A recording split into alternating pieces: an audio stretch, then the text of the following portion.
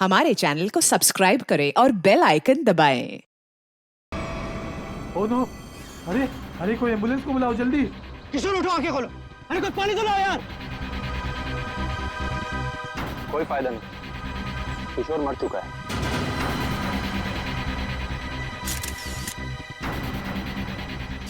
शादी की बारात में दूल्हे की मौत है।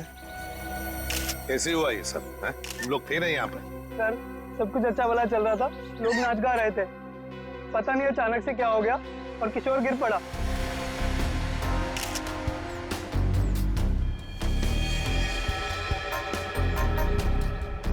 अमिन, दिख रहे हो ना, आंखों के नीचे सब पीला हुआ है। हाँ सर, जहर का मामला लगता है शायद। वही हो सकता है। सारुण के बताएगा कैसा जहर है ये। क्या आप लोगों को किसी पर शक है? किसने किया होगा ये? तो ये सब सिर्फ एक ही आदमी कर सकता है, सिर्फ एक ही आदमी। कौन? मेरे पिता, मिस्टर प्रतीश कुमार। सिर्फ वही कर सकते हैं। क्या तुम्हारे पिता इस शादी के खिलाफ हैं? जी हाँ। वो नहीं चाहते थे कि हमारी शादी हो, क्योंकि ये उनकी तरह अमीर नहीं था ना। उन्होंने तो हमें धमकी भी दी थी कि अगर हम लोग उनके खिलाफ जाकर शादी करेंगे तो वो इसे मार देंगे। देखो, तुम्हारे पिताजी आए हैं शादी में? वो यहाँ पर नहीं है, लेकिन उन्होंने जरूर किसी को भेजा है मेरे किशोर को मारने के लिए। जरूर किसी को पैसे दिए। वो जो मुझे है ना, प्रवीण कोबला, वो पापा का बहुत अच्छा दोस्त है। उसी ने मारा मेरे किशोर को, उसी ने मारा है। सर, किशोर की जान को खतरा था और अदिति मैडम ने इनको सुरक्षा दिलवाई थी और पिछले 5 दिनों से हम इनकी सुरक्षा कर रहे थे। और उसके बावजूद ये सब हो गया। सर, पता नहीं कैसे हो गया ये सब। हमने तो किसी को इनके आसपास भटकने तक नहीं दिया। हाँ, फिर भी लाश तो पड़ी है ना यहाँ पर।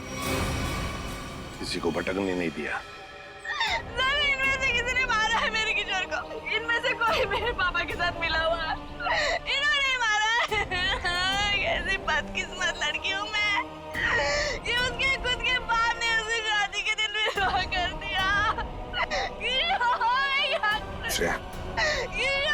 अदिति, चलो अंदर चलो। किशोर की जान को खतरा था, है ना?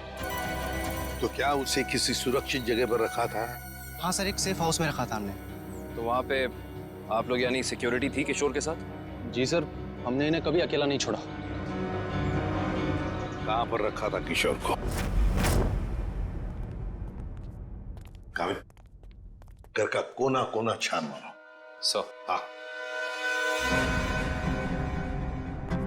देख, तुम कौन हो? सर, ये घर की देखभाल के लिए। तुम्हारी टीम का आदमी है ये? हाँ सर, ये हमारी टीम का आदमी है। अच्छा। सर। हाँ। सर, वो देखिए सीसीटीवी कैमरा। कोई भी अजनबी घर के अंदर नहीं घुस सकता।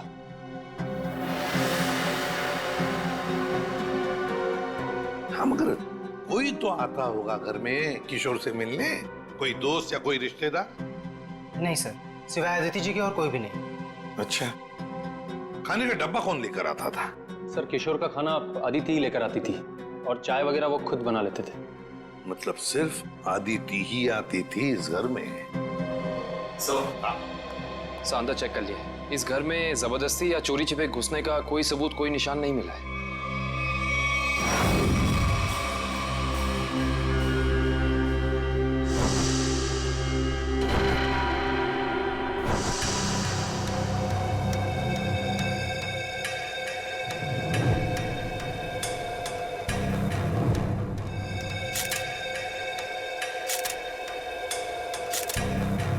सर, ये किशोर के बाल इतने आसानी से हाथ में आ गए? हाँ तारिका, ये बालों का आसानी से हाथ में आ जाना, इसके आंखों के नीचे ये पीलापन, नाक में से खून बहना, होंठ सफेद हो जाना, गला सूज जाना, ये सब के सब एक ही बात की तरफ इशारा कर रहे हैं कि इसे ऑल्सो बैक्स्टर नाम के जहर से मारा गया है। मतलब रेडिएशन पॉइजनिंग? बिल्कुल बिल्कुल तारिका, इसके शरीर में विकिरण द्वारा जहर पैदा किया गया है, ऑल्सो बैक्स्टर से। सारे सिम्टम्स उसी तरफ इशारा कर रहे हैं। सर, ये रेडिएशन का हम पे तो कोई असर नहीं होगा ना?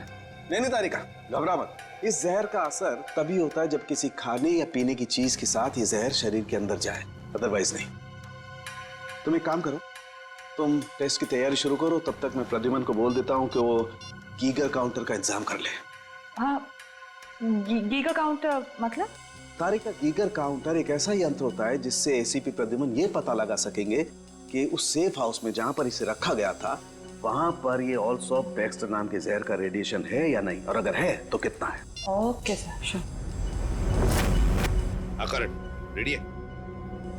ऑल्सो बैक्स्टर जहर, पता चल जाएगा ये जहर किशोर के शरीर के अंदर गया कहां से है। ये हमारा डिवाइस अल्फा पार्टिकल रेडिएशन ये बता देगा। बारीक से बारीक चीज को भी चेक करो, देखो रेडिएशन मिलता है क्या। यस सर, करण।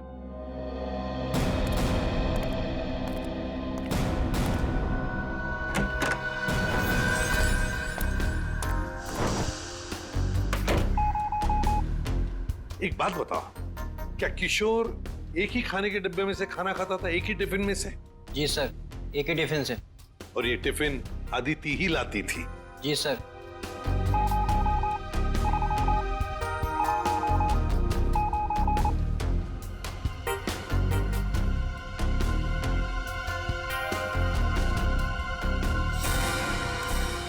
सर, पूरा किचन चेक कर लिया सर, ये रेडिएशन कहीं भी नहीं मिला।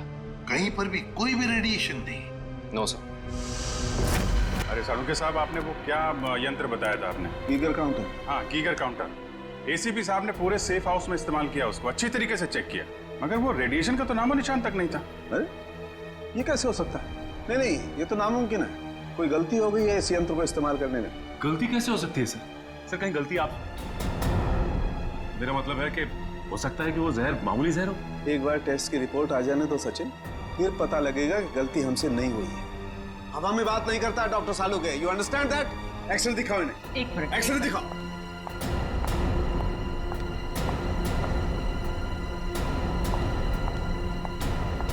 ये देखो, ये निशान देख रहे हो पेट में? हाँ, ये कोई काली सी चीज है।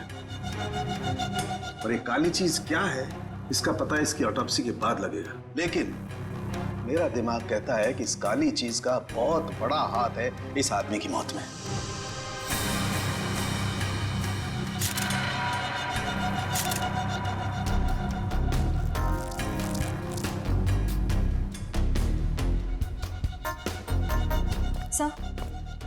सर ये देखिए, ये बॉटल अंदर बेडरूम में टेबल के नीचे छुपा कर रखी गई थी।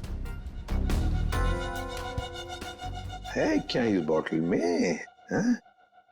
काविन सर, काम करो, चेक करो इसे, देखो इसमें रेडिएशन मिलता है क्या, पता तो चले जहर है भी या नहीं।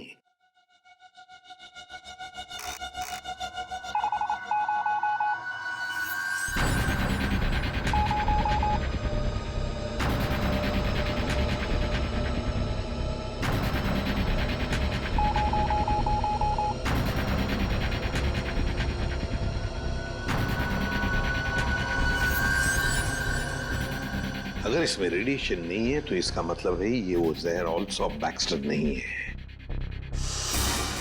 जब तुम लोग जानते हो क्या चीज है ये? नहीं सर। नहीं सर, इसके बारे में हम लोग कुछ नहीं जानते। काविन, काम करो, शादी में जितने भी लोग आए थे, जितने भी लोग, उन सब से पूछताछ करो, एक एक करके पूछताछ करो अच्छी तरह से, यहां तक कि आदिति से भी पूछताछ करो। बचे आदिति के पिता प्रतीश कुमार।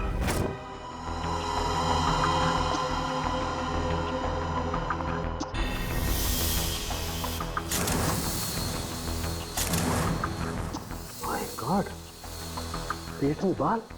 अब तो समझो इस किशोर की मौत की गुत्थी सुलझ ही गई। वो कैसे सर? बताता हूं, तुम एक काम करो, पहले इन बालों को अच्छी तरह से साफ कर लो। क्या डॉक्टर साहब, बोला था ना आपसे गलती हो रही है। ये मिला एसीपी साहब को सेफ हाउस में, ये मामूली जहर है, इसमें कोई रेडिएशन नहीं है। अरे फिर वही बात, भाई साहब आपकी जानकारी के लिए बता दूं, हमसे कभी कोई गलती होती नहीं है। किशोर की मौत की वजह ऑल्सो बैक्स्टर नाम का जहर ही है। सर, जिद की भी एक हद होती है। अगर ये किशोर ऑल्सो बैक्स्टर से मरा है तो आपका वो जो यंत्र था, वो गीगर काउंटर, उसने इसमें रेडिएशन क्यों नहीं पकड़ा? इसमें रेडिएशन हो भी नहीं सकता है, क्योंकि भाई साहब जहर इसमें नहीं है। जहर यहाँ है इसके पेट में। इसके पेट में बाल थे, उसमें जहर। बाल में जहर? हाँ, तुम याद है ना इसके पेट का एक्सरे दिखाया था तुम्हें? उसमें एक काली सी चीज थी। हाँ, वो काली सी चीज दरअसल इसके पेट में बालों का एक गुच्छा था, और उन बालों के गुच्छे में ऑल्सो बैक्स्टर नाम का जहर था, जिसकी वजह से इसकी मौत हुई है। सर सब कुछ समझ में नहीं आ रहा है। हाँ, कोई बाल कैसे खा सकता है? गलती से पेट में चले गए, और वैसे भी इसके बाल झड़ रहे थे ना। नहीं सचिन, वो बाल किशोर के नहीं है, वो बाल किसी और के हैं।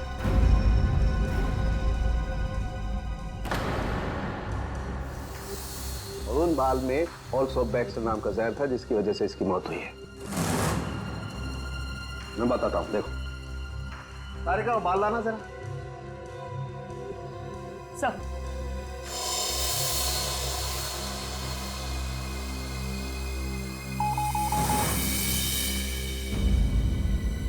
देखा, बाल में जहर है। एक मिनट। तो आप ये कहना चाहते हैं किशोर शिकार हुआ किसी और के सिर के बाल से, जो उसके पेट में गया, और चूंकि बाल जहरीला था इसलिए मर गया बेचारा ये। एग्जैक्टली। तो फिर उस आदमी के शरीर में भी तो जहर होगा जिसका ये बाल है। यकीनन। My God. अच्छा, ये बाल इसके पेट में कब गया? कितने दिन पहले? लगभग 7-8 दिन पहले। मतलब उसे प्रोटेक्शन मिलने से पहले? मैं बताता हूँ डिटेल में। आओ।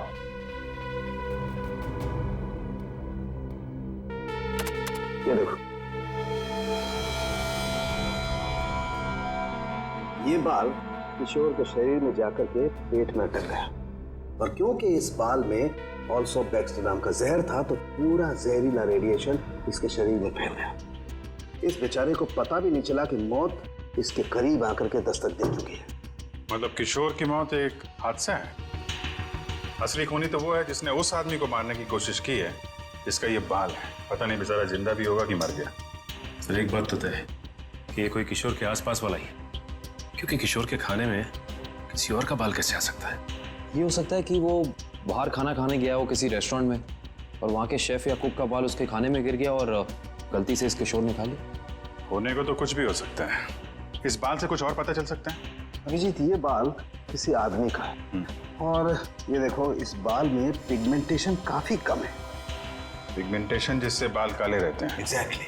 मुझे लगता है इस आदमी की उम्र 40 से 45 साल की होगी। देखो, इस बाल की जड़ें सफेद हैं।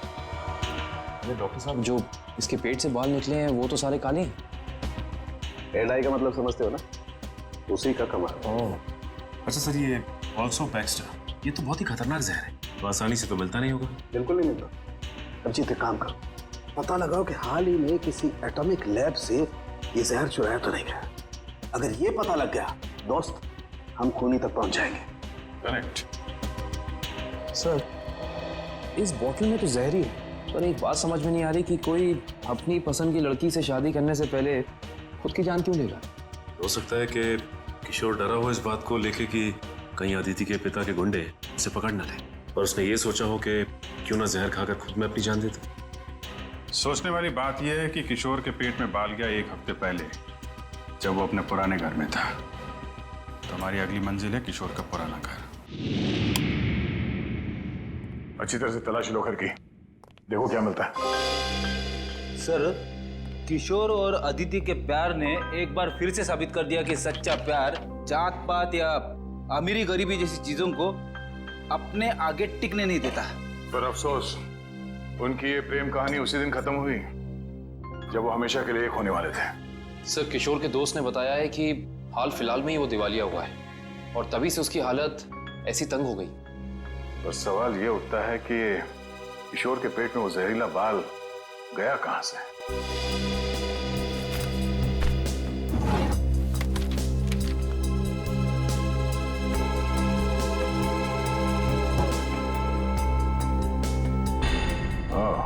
Termination letter. इस किशोर को नौकरी से निकाला गया था MLM एंटरप्राइजेस प्राइवेट लिमिटेड। ये तो अदिति के पिता की कंपनी है। सर,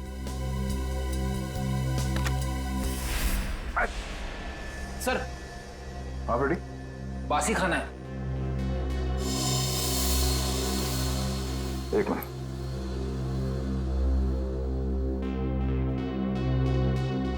इसमें कहीं बाल तो नहीं दिख रहा। जरा घर का राशन चेक करो।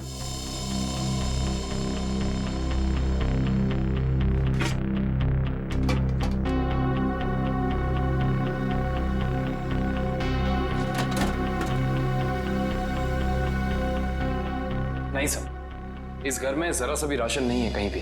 नो, इसका मतलब ये खाना यहां नहीं पका है, बाहर से आया है।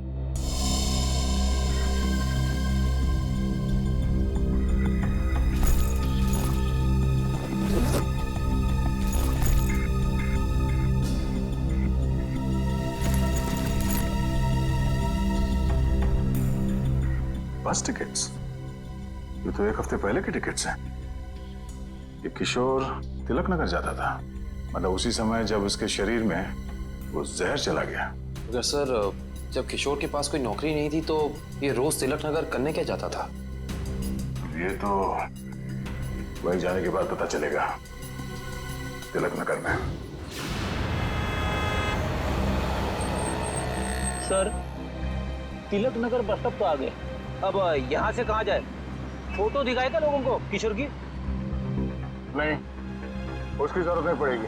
वो देखो, एलपी चैरिटेबल ट्रस्ट, यहाँ जरूरतमंद लोगों के लिए मुफ्त में खाना और कपड़े दिए जाता है। हो सकता है ये किशोर भी यहीं पे आया होगा। तो किशोर के शरीर में वो जहर गया है, तो यहाँ आने वाले दूसरे लोगों के शरीर में भी क्या होगा? चलो अंदर चल के पूछताछ करते हैं।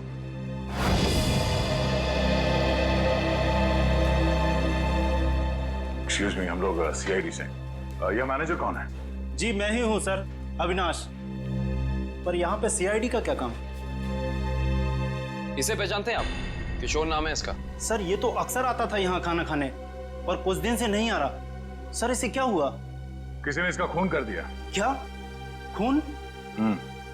और आपको ये बात जान के धक्का लगेगा कि इसकी मौत की वजह आपके यहाँ खाए खाने से जुड़ी हुई है। जी क्या मतलब? हमें इसके पेट के अंदर से बाल मिला है, जो शायद खाने के जरिए इसके पेट में गया है, और उस बाल में जहर था। अल्सूफ बेक्स्टर नाम का बहुत ही खतरनाक जहर। सर क्या कह रहे हैं आप? हम तो बहुत सावधानी बरतते हैं लोगों को खाना देने से पहले। ये हमारा बावर्ची है, इससे आप पूछ सकते हैं। अब ये बताइए कि किसी और ने भी शिकायत की थी खाने में बाल होने की? हाँ सर, कुछ शिकायतें आई तो हैं।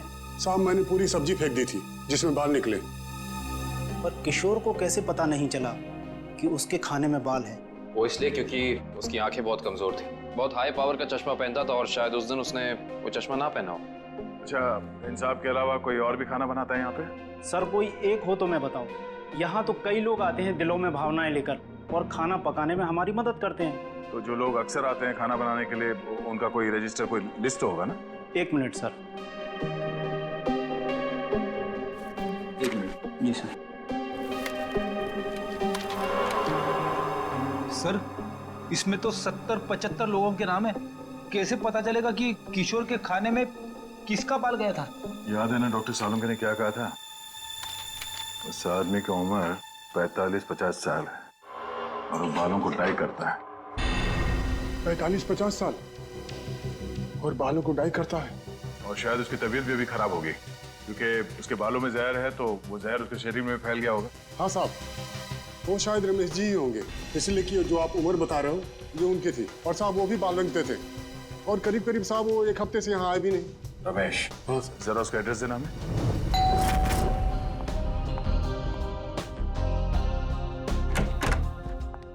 मैंने पहचाना नहीं आपको। एक्सक्यूज मी, हम लोग सीआईडी से। सीआईडी? सीआईडी का क्या काम मेरे घर पे? पार्टी चल रही है जी। हमें आपके पति रमेश जी से मिलना है, बुलाइए जरा उन्हें। अफसोस, आपने आने में थोड़ी देर कर दी। 4 दिन पहले ही उनकी मौत हुई है। क्या? जी। रमेश की मौत हो गई? कैसे? एक रोड एक्सीडेंट में। Road accident? आपके पति की मौत हो चुकी है और आप यहाँ जश्न मना रही हैं। किसी के जाने से जिंदगी तो नहीं रुकती, जाने वाला चला गया। सुन लिया? सही है। ये मौत हुई कैसे? इसमें भी रमेश की गलती थी। गाड़ी चलाते चलाते सो गया। वो कहते हैं ना, नजर हटी दुर्घटना घटी। सर ये एक्सीडेंट जहर की वजह से ही हुआ होगा। क्या बात है अलीशा, सीआईडी यहाँ क्यों? रमेश की मौत की पूछताछ करने आए हैं। आपकी तारीफ? ये मेरे दोस्त हैं राहुल। अरे छोड़िए ना ऑफिसर, जो चले गए उन्हें क्या याद करना। आइए आप लोग भी हमारे साथ पार्टी एंजॉय करिए। ज्यादा बात मत करना, समझे? क्या एक मौत की पूछताछ हो रही है, समझे आप? इनके पति रमेश की मौत हुई है जहर से। हमें तो शक होने लगा है कि रमेश को जहर तुमने ही दिया होगा और शायद उसमें इनकी मदद ली होगी आपने। आप मुझ पर शक कर रहे हैं? जी हाँ, कुछ कहना है आपको? हमें रमेश के डीएनए सैंपल्स लेने हैं अभी इसी वक्त। आपने आने में देर कर दी। अफसोस, अब तो उनकी अस्थियां भी बहा दी है मैंने। लेकिन कुछ तो होगा घर पे, उनका ब्रश, उनकी कंघी वगैरह। आप कल नहीं आ सकते? आप क्यों मेहमानों के सामने बेइज्जती कर रहे हैं? देखो मैडम, अगर हमने तुम्हारे घर की जबरदस्ती तलाशी ली और तुम्हें अपने साथ ब्यूरो ले गए तो तुम्हारी दुगनी बेइज्जती होगी। जी आइए।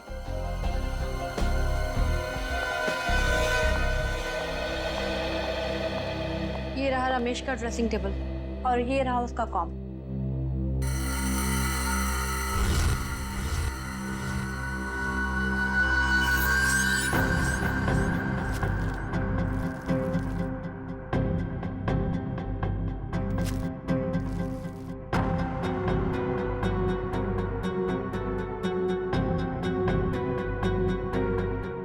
आशय, सर हेयर ब्रश मिला है, इस पे कुछ बाल भी है। ये ID. RAC nuclear research centre. Alisha ji, आप RAC न्यूक्लियर रिसर्च सेंटर में काम करती हैं? जी हाँ। अच्छा सर, ये ऑल्सो बैक्स्टर, ये तो बहुत ही खतरनाक जहर है, तो आसानी से तो मिलता नहीं होगा। बिल्कुल नहीं मिलता। अब जीते काम करो, पता लगाओ कि हाल ही में किसी एटॉमिक लैब से ये जहर चुराया था। सर उनके सामने रिसर्च सेंटर के बारे में बताया था, याद है? अलीशा जी, ऑल्सो बैक्स्टर, ये जहर ऑल्सो बैक्स्टर जिसकी वजह से आपके पति रमेश जी की मौत हो गई, वो अक्सर वहीं पे पाया जाता है जहां पर यूरेनियम कोर या फिर न्यूक्लियर रिएक्टर होते हैं। कह दीजिए अपने मेहमानों को, या आपके लिए ये पार्टी खत्म। भाई हो सकता है आप लोगों को जानकर दुख हो, लेकिन अनीशा खूनी नहीं है। और इतने यकीन से कहने की वजह? क्योंकि रमेश का खून हुआ ही नहीं है, वो बेचारा तो वाकई एक्सीडेंट में मारा गया। अरे लेकिन उस लिस्ट में सर 40-45 साल का यही एक आदमी था, रमेश। क्योंकि उस वक्त मुझे मालूम नहीं था कि पिगमेंटेशन की वजह जहर नहीं है, उम्र नहीं है, बल्कि पिगमेंटेशन की वजह है ड्रग्स और केमिकल्स। अब ये नया चक्कर क्या है सालों के साथ? सचिन, दरअसल उस आदमी की उम्र थी सिर्फ 30 साल की, लेकिन क्योंकि वो ड्रग्स लेता था इसलिए उसका शरीर और उसके बाल ज्यादा बूढ़े हो गए थे और उसके शरीर में पिगमेंटेशन इतना कम था कि 30 साल के होने के बावजूद वो लगता था 40-45 साल का। इस ड्रग के इस्तेमाल से इंसान को हेलुसिनेशन होने लगते हैं और कभी-कभी उसके अंग कांपने लगते हैं। तो खूनी कोई 30 साल का आदमी है जिसके हाथ कांपते हैं। सर वो चैरिटेबल ट्रस्ट के लॉगबुक में भी एक आदमी की लिखाई ऐसी थी, बिल्कुल टेढ़ी। ऐसा लगता था कि लिखते वक्त उसके हाथ जरूर कांपते होंगे। नाम याद है उसका? एक मिनट। जी सर।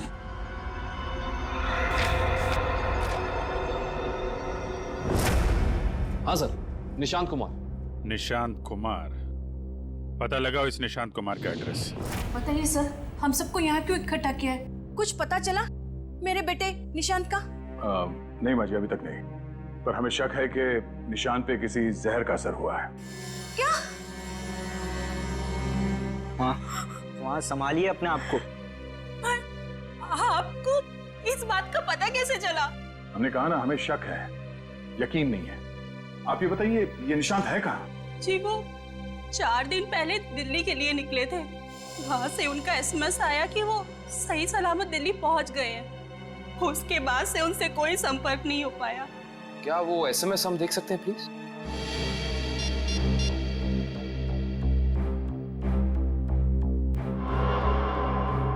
अच्छा, अच्छा, आपने उस होटल में पता करने की कोशिश की जहाँ पे निशान ठहरने वाला था? हाँ, मगर होटल वालों ने तो कहा वो वहाँ आए ही नहीं। हमने एयरलाइंस में भी पता किया, लेकिन वहाँ से पता चला कि उन्होंने कोई फ्लाइट पकड़ी ही नहीं। मतलब निशान दिल्ली गया ही नहीं, झूठ बोला उसने आप लोगों से। मुझे तो कुछ भी समझ नहीं आ रहा है कि ये सब हो क्या रहा है। संभालो अपने आप।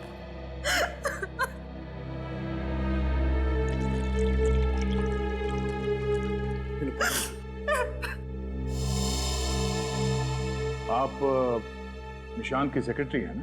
जी सर, मैं उनकी सेक्रेटरी सूजी हूँ। उसने अपने शेड्यूल में कहीं लिखा था कि वो दिल्ली जाने वाला था? नहीं तो। सर, निशान ने ऐसा पहले कभी किया है? सर वो आप कुछ कहना चाहती हैं? नहीं नहीं, निशान के साथ एयरपोर्ट कौन गया था उसे छोड़ने के लिए? उसने प्राइवेट टैक्सी मंगाई थी, वो मिला भी था मुझे घर के बाहर। मुझे तो बड़ा ठीक ठाक लग रहा था। मतलब एयरपोर्ट पे गया था निशांत टैक्सी में बैठकर, मगर उसने फ्लाइट नहीं पकड़ी, वहां से कहीं चला गया। पता करना पड़ेगा एयरपोर्ट से ये निशान गायब कहाँ हो गया। कविन, उस दिन निशान कहाँ घूम रहा था जीपीएस सिस्टम में पता चला? यस सर, ये देखिए सर। पहले बांद्रा की तरफ गया, फिर उल्टी दिशा में विले पार्ले, और उसके बाद दादर। सर, ये निशान हमसे झूठ कह रहा था कि वो दिल्ली जा रहा है, बल्कि सच ये है कि वो शहर के अलग अलग हिस्सों में देखा गया। ये देखिए, और यहाँ पे ऊपर नीचे घूम रहा है ये। उसका आखिरी लोकेशन तो विरार के आगे दिखा रहा है। शहर के बाहरी इलाके में। ये निशान के दिमाग में जरूर कुछ ना कुछ खिचड़ी पक रही थी। सर, हो सकता है निशान को जहर भी इसी खिचड़ी की वजह से दिया गया है। उसे जहर दिया किसने और क्यों दिया है, ये तो विरार वाली आखिरी लोकेशन में जाने के बाद ही पता चलेगा।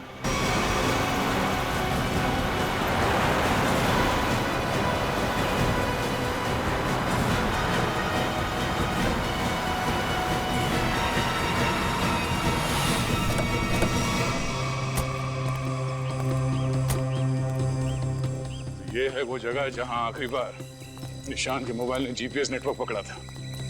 अजीब बात है ना सर, कोई भला अपनी फ्लाइट मिस करके ऐसी जगह पे क्यों आएगा?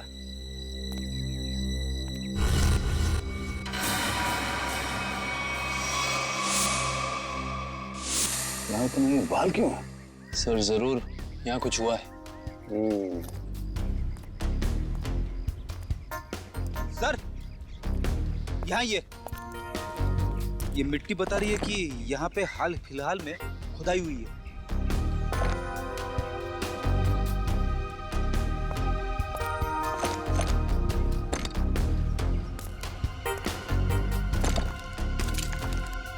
सारी जगहों को खोदो जल्दी।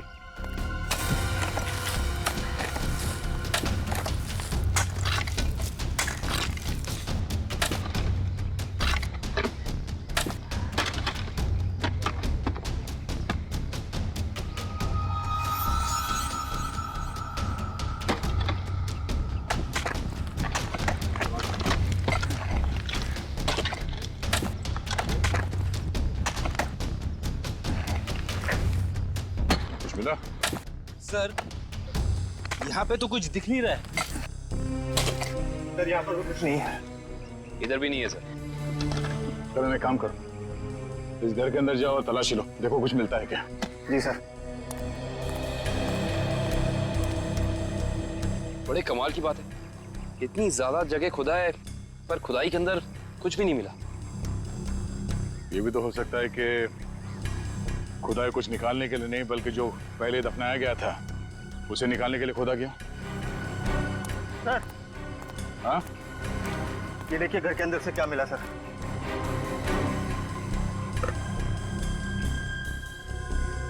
तो इसका मतलब है ये निशांत अपने नशे की बुरी लत को यहाँ पे आके पूरा करता था। और सर, 2 ग्लासेस हैं, इसका मतलब इस निशान के साथ जरूर कोई दूसरा आदमी भी था। हाँ, वही होगा जिसने निशान को जहर दिया। सर, आप रेडी? ये देखिए, यहाँ पे किसी का हाथ है। ये देखिए, मिट्टी हटाओ।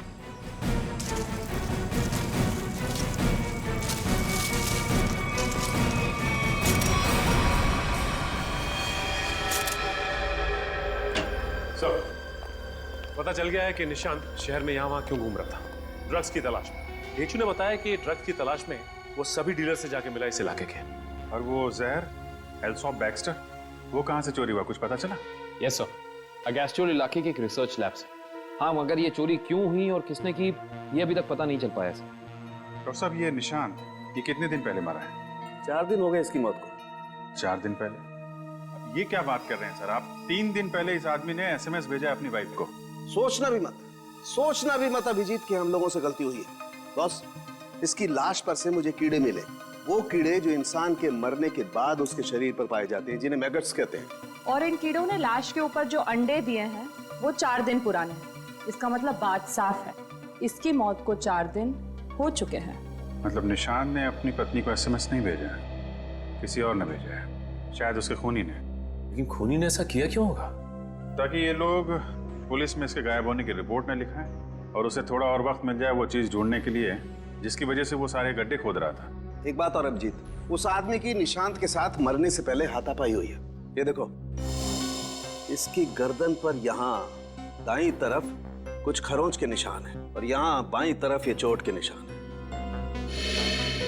मतलब उस आदमी ने अपने दाहिने हाथ से इसकी गर्दन को दबोचा और बाएं हाथ से इस पर वार किया यहाँ पर, क्योंकि सिर्फ यहीं पर वार के निशान है और कहीं पर नहीं। सर, इसका मतलब तो साफ है कि इस पे हमला करने वाला कोई लेफ्ट हैंडर है, कोई खब्बू। तो इस केस में कोई ऐसा है जो खब्बू है।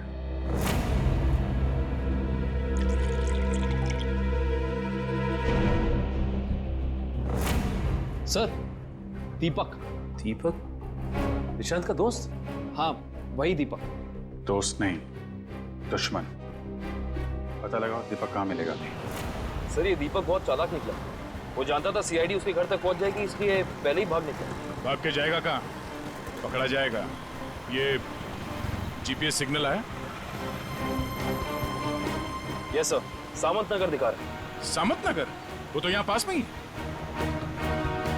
सर, वो सिग्नल यही हमारे आसपास दिखा रहा है, हमारी तरफ ही आ रहा है सर, लगभग 500 मीटर की दूरी पे। चलो, बहुत अच्छी बात है, उसका यही इंतजार करते हैं। Yes sir. कहाँ है लोकेशन? ये क्या सर? सर, उसका सिग्नल गायब हो गया सर, अभी तक था, अब नहीं है। ये टैप खराब हो गया क्या? जल्दी से कुछ करो वरना दीपक हमारे हाथ से निकल जाएगा। हाँ क्या सर? पर कुछ अलग है सर, ये सिग्नल अब बता रहा है कि उसने T2 सिग्नल क्रॉस कर लिया। T2 नाका? पर वो तो सड़क के उस तरफ 1 किलोमीटर दूर है, पीछे की तरफ। मुझे तो लगता है दीपक ने किसी आत्मा से लिफ्ट ले ली होगी और उसकी अदृश्य गाड़ी में बैठकर गायब हो गया होगा। अब समझ में आया, वो यहाँ से सबवे से उस तरफ गया, वहां से शायद किसी बाइक या टैक्सी रिक्शा में बैठ के T2 नाका पहुंच गया। चलो T2 नाका पहुंचते हैं।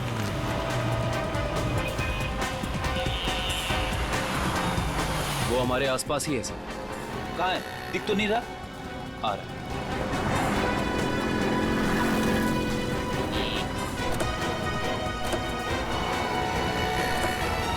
कहीं जाने की जल्दी है? कहाँ जा रहे हो? सर आप लोग?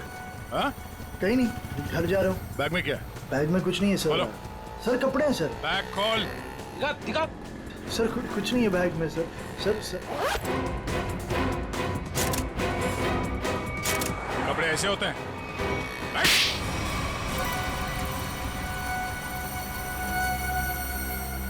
सर निशांत और मैं दोस्त थे सर, हम लोग साथ मिलकर सारे काम करते थे, साथ मिलकर हम लोग ड्रग्स का नशा भी करते थे। तो एक दिन ऐसे ही शराब के नशे में आकर हमारे ड्रग डीलर ने हमें बताया कि उसने हाल ही में कोई करोड़ों रुपए की डील साइन की और 2 दिन के बाद पता चला कि वो अरेस्ट हो गया।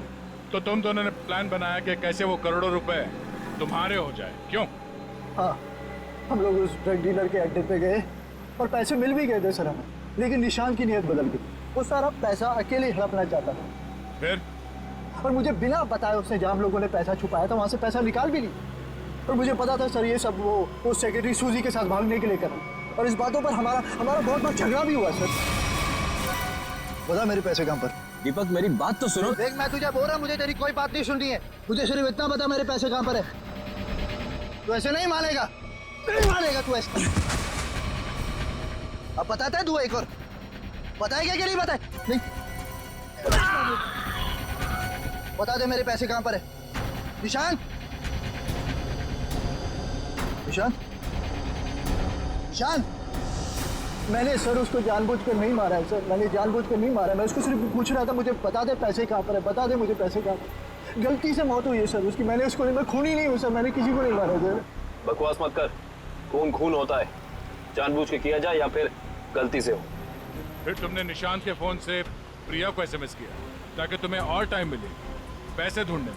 हाँ, मैंने निशांत की लाश को दफना दिया और आसपास पैसे ढूंढने की कोशिश भी की, और जब मुझे पैसे मिल गए मैंने सोचा कि मैं नई जिंदगी शुरू करूंगा।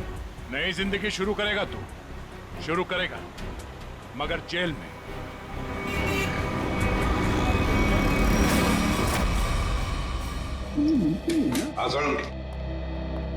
बस पहेली तो और उलझ गई है। या सालुंखे, तू सिर्फ पहेलियां उलझाता रहे, बता कुछ भी मत, बता तो सही मिला क्या है। हेलो बॉस, ऑल्सो बैक्स्टर जहर 3-4 दिन में अपना असर कर देता है। 3-4 दिन लेने में इंसान की मौत हो जाती है, लेकिन निशांत को यह जहर इतनी कम मात्रा में दिया गया कि उसकी मौत इतनी जल्दी नहीं हो सकती। हाँ सर, इसे तकरीबन 20 दिनों तक ये जहर दिया जा रहा था, वो भी बिल्कुल कम मात्रा में, ताकि जब वो मरे तब उसकी बॉडी में यह जहर डिटेक्ट ही ना हो। और हमने उस ड्रग डीलर को पकड़ा है 1 हफ्ते पहले, तो कहीं ऐसा तो नहीं कि इस निशांत की मौत के पीछे दीपक के अलावा कोई और ही है? हो सकता है, और ये और कोई कौन है इसका पता देगा हमें एक बार। आओ बस। बस इंसान का बाल हर महीने तकरीबन 1.5 सेंटीमीटर बढ़ता है। जिस दिन इस निशांत को जहर दिया गया, इस जहर ने बाल पर अपना निशान छोड़ दिया। ये देखो, ये डॉट। और हर रोज निशांत को एक निश्चित मात्रा में जहर दिया गया, और हर रोज उस जहर ने अपना निशान बाल पर छोड़ दिया, सिवाय ये। 23 तारीख और 24 तारीख। हाँ, और 25 से फिर से देना शुरू कर दिया। सर, 23 और 24 तारीख को निशांत का पूरा परिवार शहर से बाहर गया था। हाँ श्रेया, 23 और 24 को निशांत का पूरा परिवार शहर से बाहर गया था। निशांत शहर में ही था, और निशांत को 23 और 24 को जहर नहीं दिया गया था। इसका एक ही मतलब हो सकता है कि निशांत को जहर देने वाला उसके परिवार का ही कोई है। लेकिन सर, निशांत के परिवार में तो बहुत सारे लोग हैं, उन्हीं तक पहुंचेंगे कैसे? सचिन, अब खूनी के पास हम नहीं जाएंगे, वो खुद हमारे पास आएगा। सर, आपको कुछ पता चला कि निशांत का खून किसने किया है? हाँ, पता चल गया है, और वो मुजरिम यही है, इस कमरे में हमारे बीच। क्या यहाँ पे कौन है वो? मुजरिम अपने आप को बहुत होशियार समझता है। वो ये भूल गया कि सीआईडी के सामने अच्छे अच्छों की होशियारी खुश हो जाती है। निशांत की मौत की वजह है वो दौलत जो निशांत और दीपक ने मिलकर चुराई थी। तो क्या दीपक ने निशांत को मारा है? निशांत को एक ऐसे चालाक दिमाग ने मारा है जिसे लगता है कि उसका भोला चेहरा उसे बचा लेगा, और शातिर दिमाग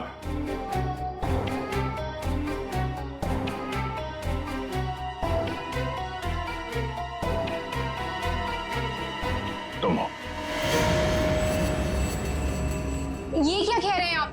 मैंने किसी का खून नहीं किया है। झूठ मत बोलो, हम ये भी जानते हैं कि तुमने वो जहर कहां से चुराया। अपना ड्रामा बंद कीजिए सूजी जी। जहां निशांत मारा गया, हमें वहां से आपके बाल मिले। जरूर कोई मुझे फंसाने की कोशिश कर रहा है। मैं निर्दोष हूँ। गिरफ्तार कर लो इसे। छोड़ दीजिए मुझे, मैंने कुछ नहीं किया। इसे सजा कानून नहीं, इसे एक पत्नी देगी। मैं छोड़ूंगी नहीं इसे। प्रिया, इसे सजा अदालत ही देगा। अब तो आप लोगों को पता चल गया होगा कि सीआईडी और फॉरेंसिक साइंस के सामने कोई मुजरिम छुप नहीं सकता। हमारे पास फॉरेंसिक लैब में वो डीएनए सैंपल है। कल उस डीएनए सैंपल के टेस्ट के बाद पता चल जाएगा कि वो मुजरिम सूजी ही है।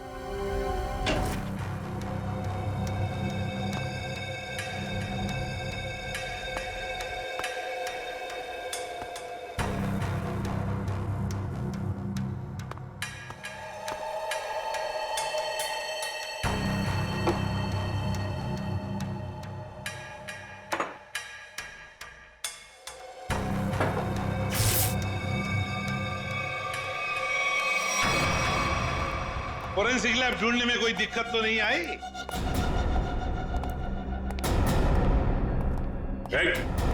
भागने की कोशिश भी मत करना। तुम्हें क्या लगा ये बच्चों का खेल है? हमें पहले से ही पता था कि सबूत चुराने के लिए तुम जरूर आओगे और आ गए। लेकिन एक बात तुम्हें पता नहीं कि सबूत कोई था ही नहीं। मुंह दिखाई हो जाए सर इनकी। नेकी और पूछ-पूछ।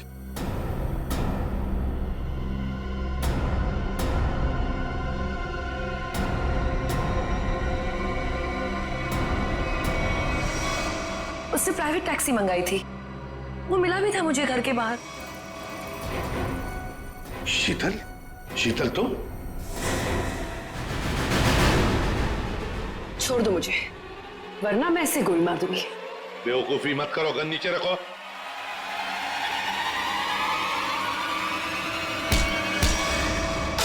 सीआईडी को मारना तेरे बस की बात नहीं है।